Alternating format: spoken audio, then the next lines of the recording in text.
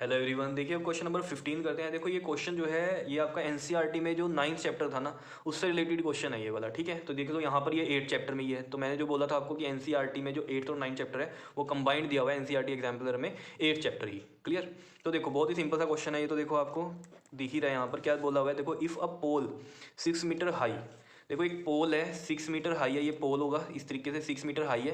Castes a shadow of 2√3 metre long on the ground, ground पर इसकी shadow बन रही है पोल की। तो ग्राउंड ये है, इस पर पोल की शेडो ये बन गई, मान लो ये कितनी है 2√3 मीटर हो गई मान लीजिए। ठीक, on the ground. Then the sun's elevation, देखो अब ये शेडो मैंने इधर बनाई है तो सन इधर होगा, तभी ये शेडो जो होगी इसकी इस तरफ बन रही है। ठीक है, तो सन्स एलिवेशन कैसे होगा, इस तरीके से ये वाला एंगल आपको निकालना है। सन्स एलिवेशन का मतलब ये हो गया यहाँ पर। ठीक है, तो देखो ये 90 डिग्री है तो ये हाइपोटेन्यूज है, ये थीटा है तो ये परपेंडिकुलर है और ये बेस हो गया। ठीक है, तो हमें परपेंडिकुलर और बेस पता है तो हम निकाल सकते हैं इस क्वेश्चन को या नहीं।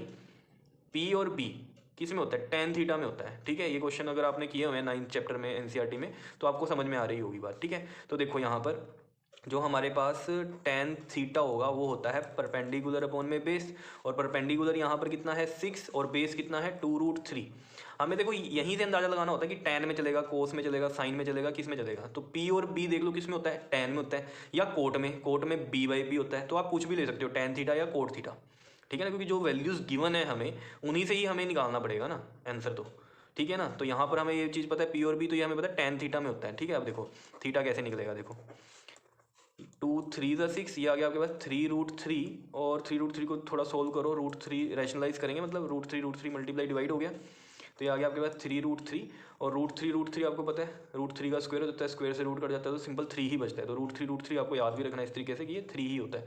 3 से ये 3 कैंसिल, तो टेन थीटा, तो ये टेन थीटा हो गया और ये आ गया √3। तो √3 टेन में सोचो किसकी वैल्यू होती है, बताओ, टेन सिक्सटी होता है √3। तो ये टेन सिक्सटी और ये टेन थीटा, टेन से टेन कैंसिल, तो ये थीटा कितना आ जाएगा आपका 60 डिग्री। तो सन से एलिवेशन आ गया हमारे पास कितना 60 डिग्री। तो यहाँ पर देख लो ऑप्शन कौन सा करेक्ट होगा, ये ए ऑप्शन करेक्ट होगा।